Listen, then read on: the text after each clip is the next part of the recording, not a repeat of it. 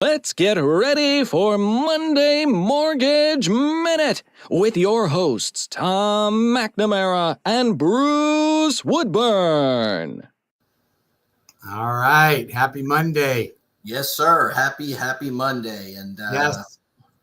All right. So here we are. We just got through experiencing Hurricane Milton. We just got over Hurricane Helene. And, which really did a number on North Carolina and Georgia and some other areas. So we got the 1-2 punch here. So I want to talk a little bit about, how does that impact real estate? What are people thinking? So what do you think about that, Tom? Well, I think the first thing that I am thinking about is people that are currently under contract, right? So, if somebody's under contract for a home, what do, right? I mean, I actually have a buyer that's under contract. We're financing with you. And, he's like, hey, I'm going to go over there and recheck it out. And, he swung by and he drove by and he looked at the outside. But, what do we really do, right? What's the actual process? Well, I know there is a process. Yeah. And it depends on the stage. So let's say you're under contract, but you haven't gotten as far as the appraisal yet. Well, there's no guidelines in place for what you need to do. So what you need to do is do your own due diligence. Maybe have your inspector go back out and re-inspect the house. Sure. But now, if there was damage of any sort, Tom, as the real estate agent, what's the responsibility of the seller to convey that to the buyer? Yeah, so there's a section, I do forget which section it is, but there's a section in both contracts, both the as-is FAR bar and the other FAR bar contract, that the seller must maintain the property in the condition it was in when it went under contract, right? So you can't materially damage or allow to be damaged the property, right? So what that means is, if everything was good and it passed inspection and we were happy, and then you break a window, you have to replace that window. Whether you did it or the storm did it or the squirrel did it, it doesn't matter, right? All the way up to the moment that the property conveys to the buyer. Now, from that moment forward, it's the buyer's responsibility. They now own the property, right? Well, and can a buyer realistically count on the seller?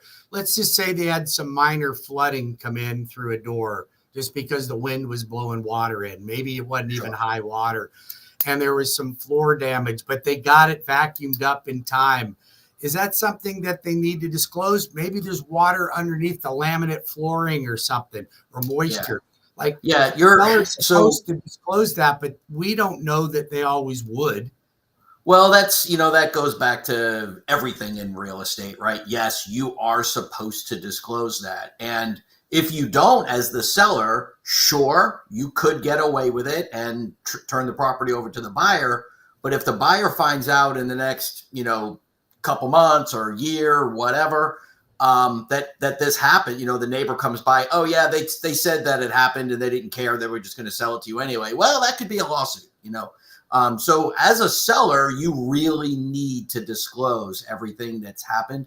You're supposed to disclose anything that's a material impact to the property. Right. So, now, yeah, if a window broke and you replaced it and there was no other damage, you just tell them, hey, the window broke and I replaced it, right? It's no big deal. No big deal. But if you have to get a contractor in there to mop up the water and cut out some drywall, that's going to be something that really needs to be disclosed, re-inspected, a lot of process around that. I agree. Now, let's just say you're under contract and the appraisal was done just before the storm happened. Sure. So we have one just like that. We have one that's going through that right now. I got several of them. I have my whole team working on this process right now. Right. Okay. So now it's different, the requirements, depending on the type of loan that the consumer is getting. So if the appraisal was already done and you're getting a conventional loan, meaning it's going to be an agency loan, Fannie Mae, Freddie Mac, conventional loan. Okay. You are required then to have what's called a disaster certification, and that disaster certification needs pictures. Now, this one does not require the appraiser to do it, but the appraiser can do it.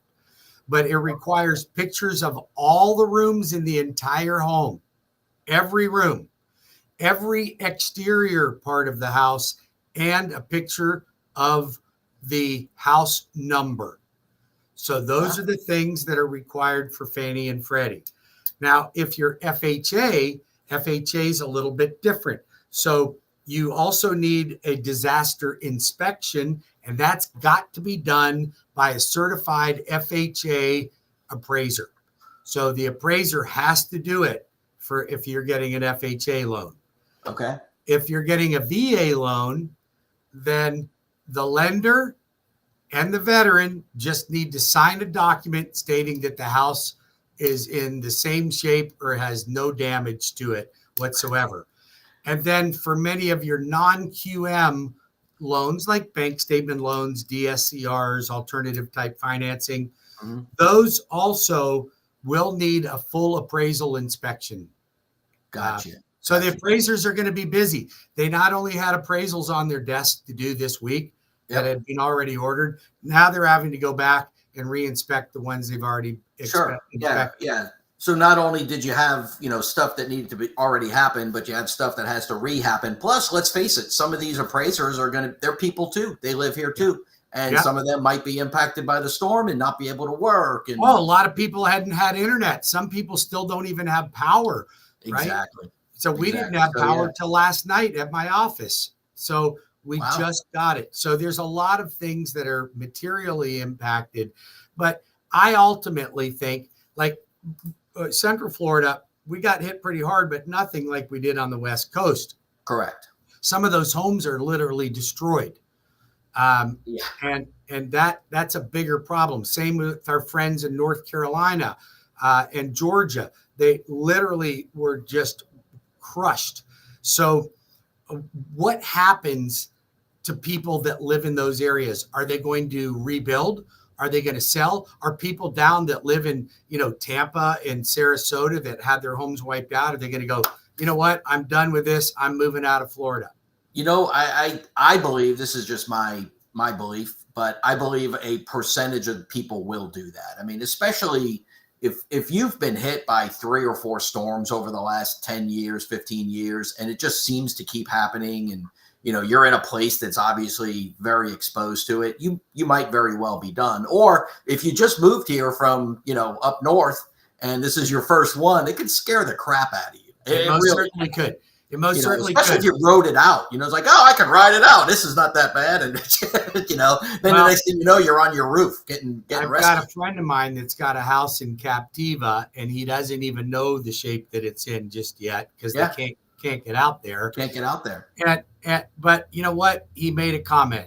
He said, if you want to have a house on the ocean, then you have to be prepared for these kind of things. Don't buy one on the ocean unless you are prepared for it. Yeah, right? Prepared for it mentally and financially.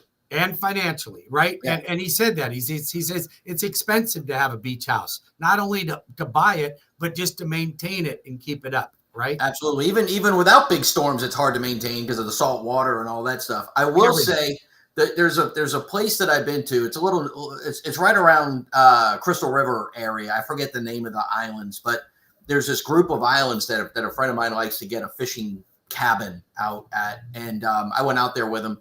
And some of the houses out there are built on 20 to 23 foot stilts. They're huge. They're not your typical 12 to 14 foot. They're 20 and 23 foot, right? And then other homes right next to it are built at ground level, right?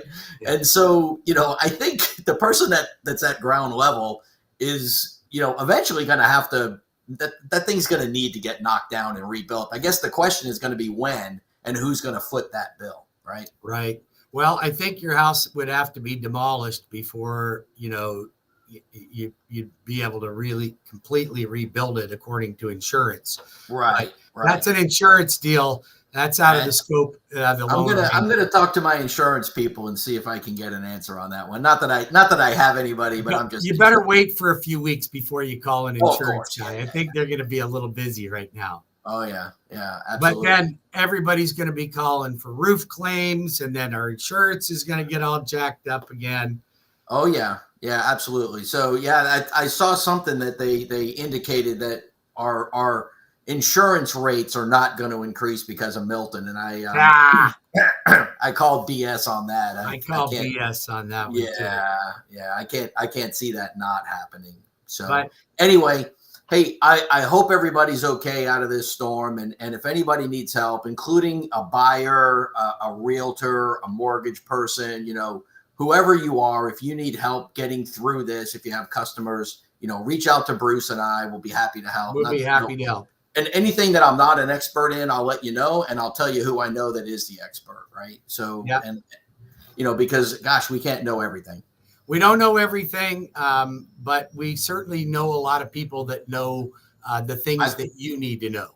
I can find any answer for you. That's right. Bruce, I'm going to let you get back to it. I know we both have a lot of work to do. I got to get back and get some appraisals reinspected.